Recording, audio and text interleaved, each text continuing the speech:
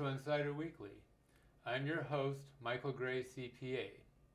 My guest today is Robert E. Temmerman Jr., who I'm just going to call Bob.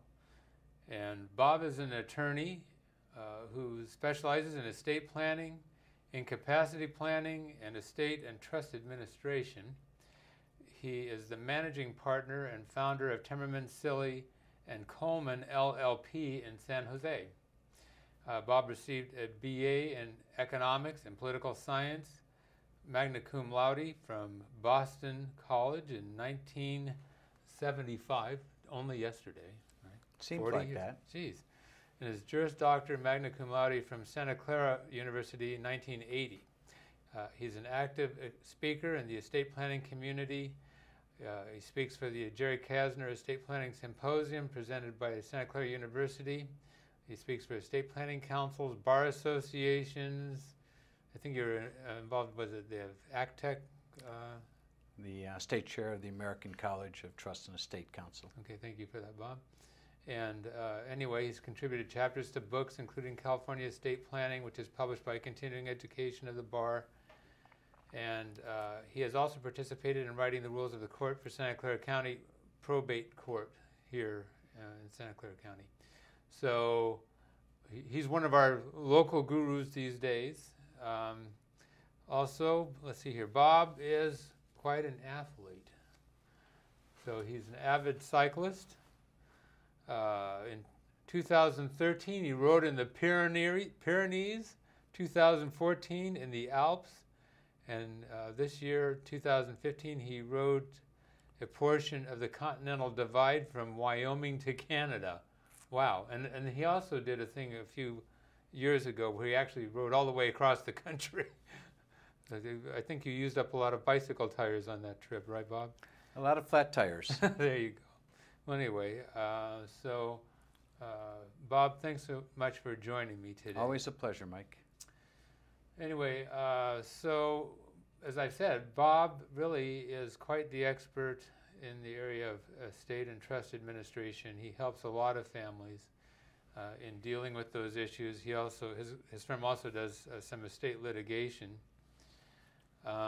But someday, all of us have to deal with a loved one passing. And so we may be in the position where we have to be an executor or a trustee. So on this particular episode of Financial Insider Weekly, we're going to be talking about the duties for an executor. In other words, I'm an executor, now what? And so as we get started with this, I again want to alert our viewers that Bob is a California attorney. I'm a California CPA. You may be somewhere else than watching this, possibly on the internet or whatever. And so be aware that the laws can be a little bit different from place to place. The other thing is that we're really not here to give you legal advice. We're here to sort of begin a conversation that you should be having with your own attorney and to encourage you to get legal advice. I think, Bob, you may have been picking up the pieces, probably more cases than I have, but some people try to, what I call self-administer their estates. It's not impossible, but it may not be advisable. Right. And so so we're here to discourage you from doing that because in the long run, we believe that that you're better off having legal counsel along the way. So Bob, thanks again. Why don't we get started just with this question, because a lot of people are intimidated by it. What is probate?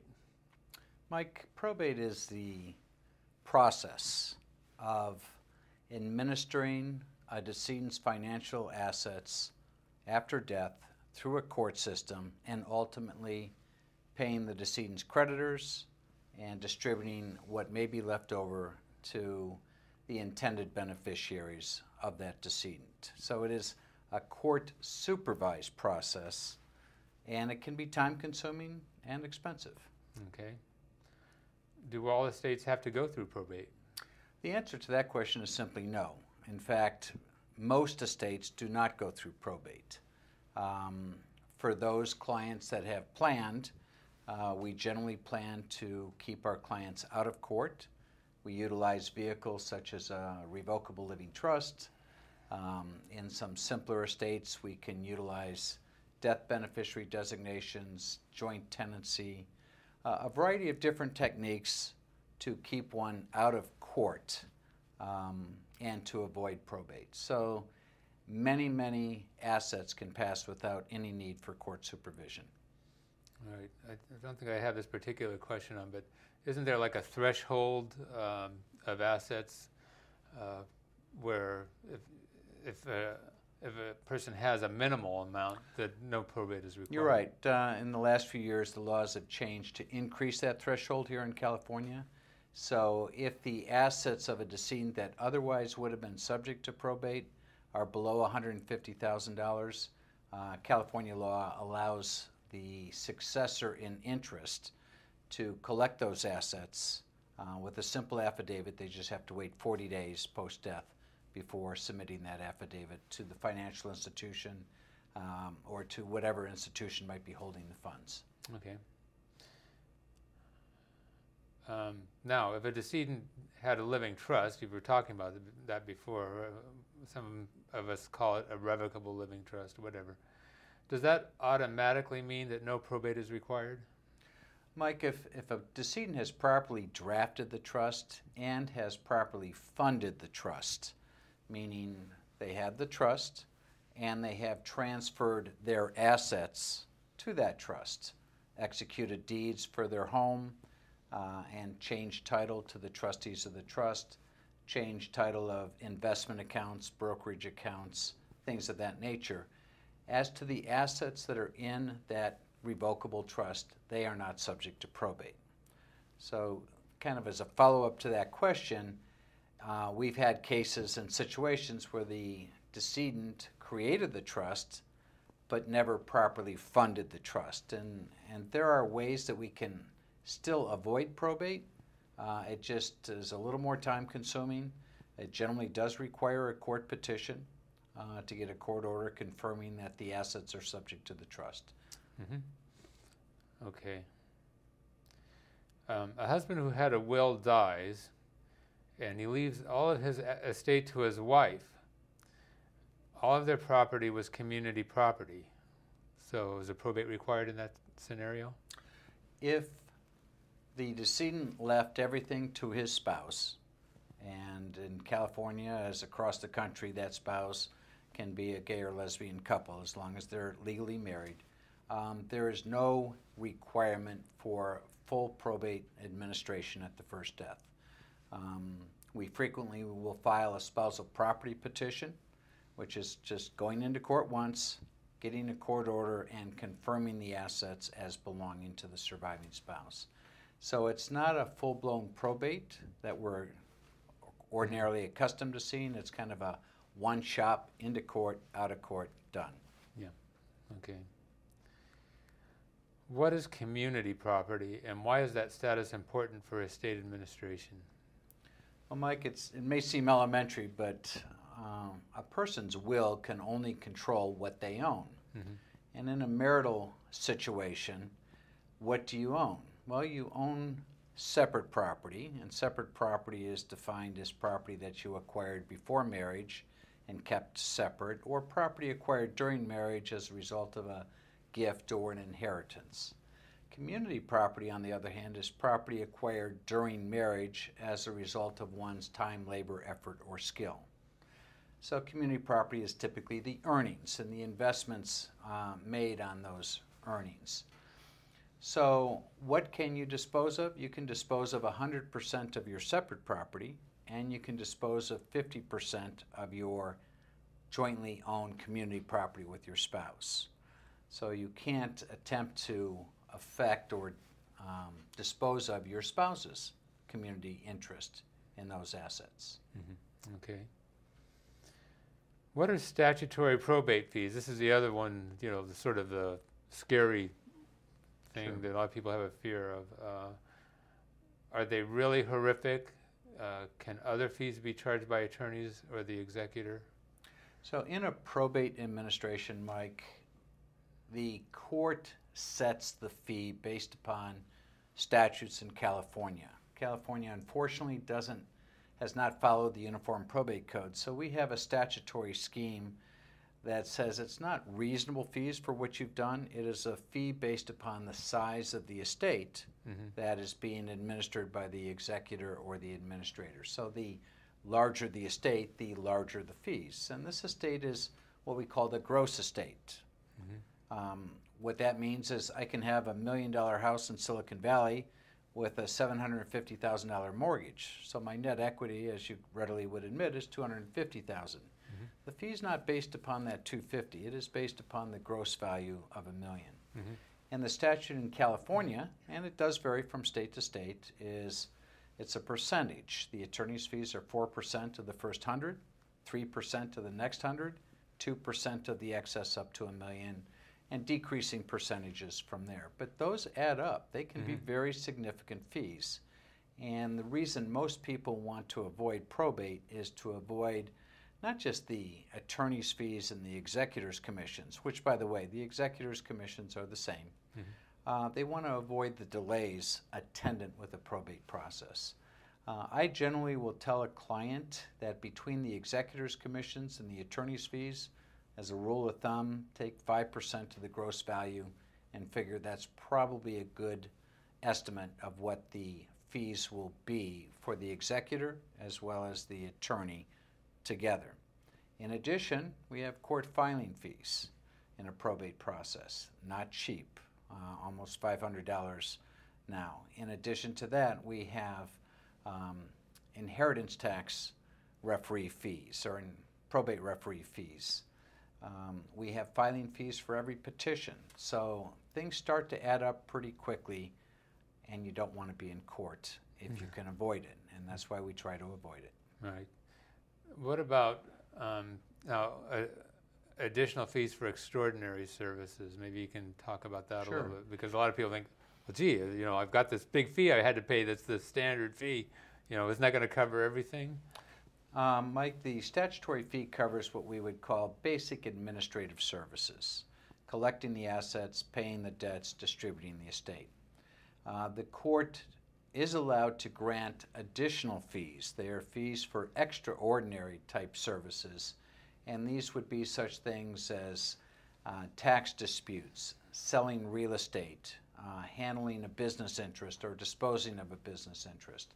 Things that in the ordinary course are unusual, and hence the court can award, doesn't have to, but can award fees for extraordinary services.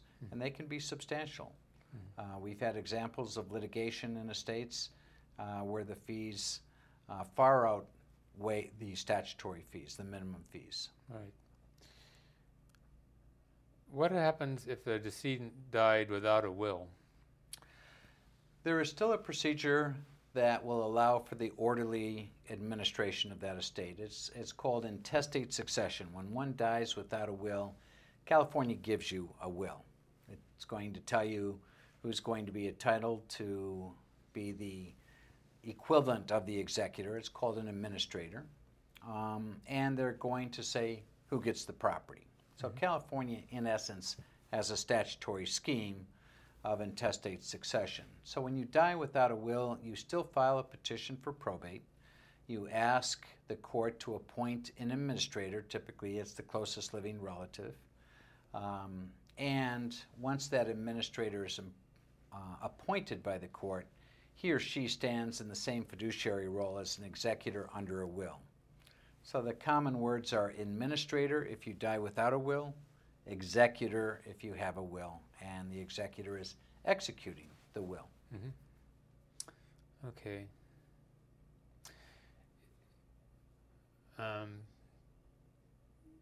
Sometimes you need to have cash, you know, things like paying funeral expenses and so forth.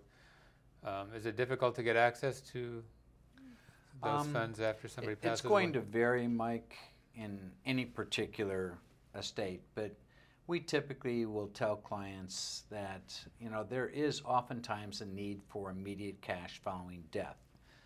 And if you have a joint account with a child or a spouse, then access to that account isn't interrupted by death. You still have access to those sorts of accounts. Occasionally, there are no accounts titled in joint tenancy. Occasionally, there is an urgent need to obtain that access. And so we can go into court pretty quickly on an emergency basis, such things as meeting payroll. If the decedent had a business and we need to meet payroll, typically the courts will allow us to appoint what's called a special administrator to handle emergency type proceedings.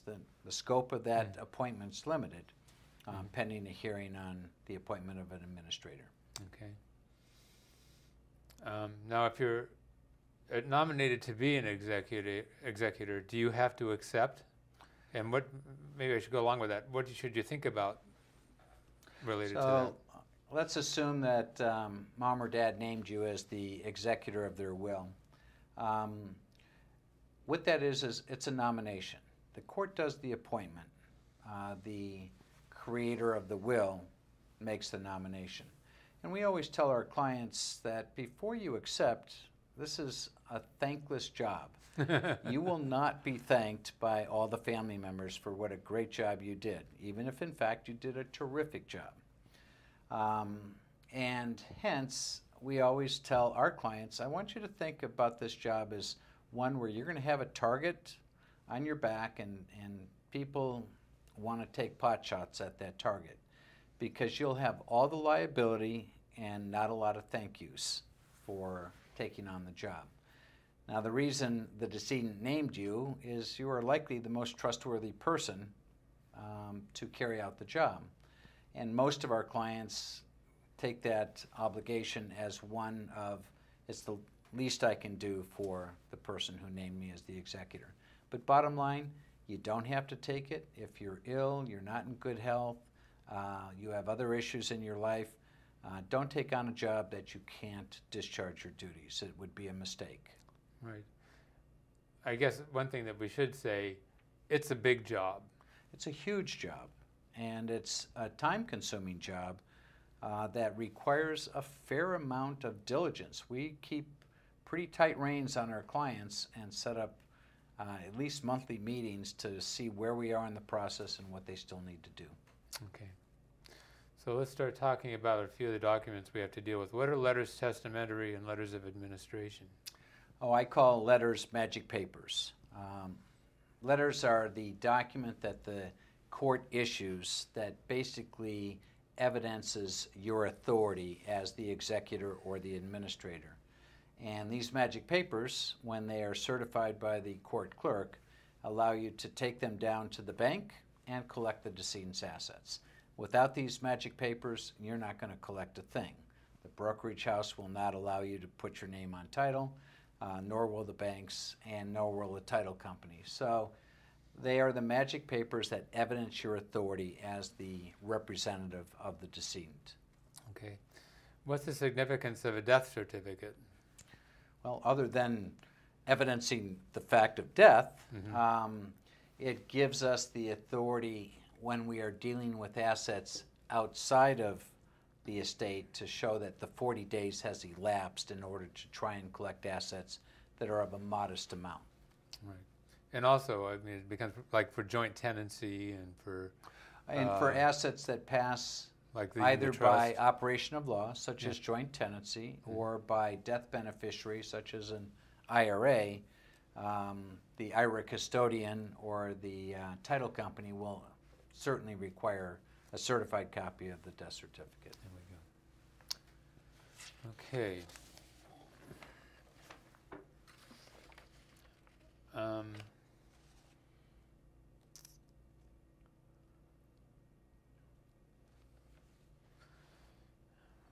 We're not going to have time, obviously, to hit everything, but what income tax returns need to be filed? Mike, this is something that you're an expert in, but I will share with you well, I can't ask myself the questions. The tax returns for a decedent are the final income tax return which is your typical federal income tax return, Form 1040, and in California, Form 540. That'll be a final return. For the estate, there'll be what's called a fiduciary income tax return, and this is Federal Form 1041, California Form 541. And they evidence the income earned from the date of death until the estate is closed. So at least those two returns need to be filed. If the decedent had a business or had a limited liability company or other assets that were their own entities, those returns would continue to be filed. They don't necessarily terminate with death. So a variety of tax returns still have to be filed, prepared and filed. Yeah. So a lot of people may be surprised that there are these reporting requirements, including the tax reporting requirements, related to these entities. What about a federal estate tax return? Maybe you can talk a little bit about that. Is it required, for every estate? Well, Mike, in 2012 we had the American Tax Relief Act, which changed the landscape quite a bit in the decedent estate arena. The landscape now is that if your estate is $5 million indexed to inflation, there is no longer a requirement for a death tax return. Currently, for decedents dying in 2015, that amount is $5.43 million. So for many, many estates that we used to have to file these returns, there is no longer that requirement because they're well underneath that threshold. For a few estates and for a few of our clients, we still do file those returns. Even if we're not quite at the threshold, there are lots of reasons why we might want to do that, particularly in a married situation, but it has made it easier on the vast majority of Americans that we no longer have that requirement for a large number of our clients. Okay. So we have something that's fairly new on the scene, and we can't get into a lot of detail, but maybe you can talk a little bit about portability and maybe how it interfaces with this estate tax filing requirement. Sure. This word called portability came into our vocabulary in 2012 as a result of this tax act. And what it allows is it allows us in a married situation, if my estate, if I predecease my spouse and my estate is not at the threshold, I can still file a federal estate tax return, use a portion of my $5 million exemption, and transfer or port the excess unused exemption to my spouse. So she could use it upon her death. So she would get both her exemption as well as what I ported or transferred to her. So we're having a lot of clients actually file estate tax returns just to obtain what's called the deceased spouse's unused exclusion amount, technical word, but basically whatever portion of the exemption we didn't use at the first death. And the reason for that is real estate values are increasing, assets are increasing in value, and we want to make sure that there would be no death tax upon the surviving spouse's death. So we use that unused exclusion, add it to the survivor, and we've ported the exemption. Okay. So related to this, see how are we doing here? Not much time, sorry. But let's talk for just a moment about the QTIP election and how it sort of interfaces with all of this stuff. So my QTIP stands for Qualified Terminable Income Property, QTIP Trust. Ordinarily, if I leave property outright to a spouse, I don't have to pay tax on that transfer. That is a deductible transfer from my estate. No taxes, no death taxes are associated with that transfer. But if I leave it to my spouse and she leaves it to her new husband, I may not care for that.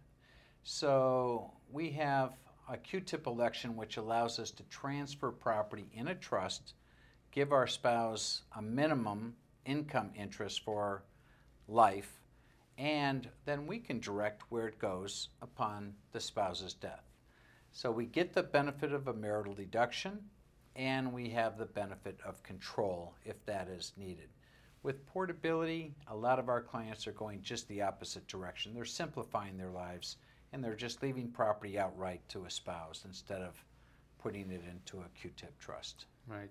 But the QTIP trust is in some ways changed because it used to use it as a way, again, to avoid tax while maintaining control. Now what's happening is we're maximizing the exemption that's going to the surviving spouse, and yet you get a basis adjustment for the property that's in this QTIP trust. So what's happened is we've had a shift from the estate tax concern, transfer tax concern, to more of the income tax concern. Income taxes, at least in California, play actually a larger role than estate taxes. And so that basis adjustment at the second death is important, whether it's outright ownership or through a QTIP vehicle.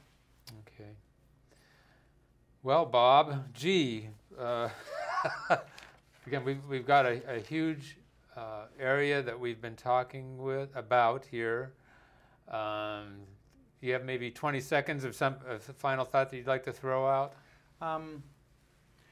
I always like to encourage clients. You know, many clients are reluctant to see an attorney or a professional at all because of the costs associated with them.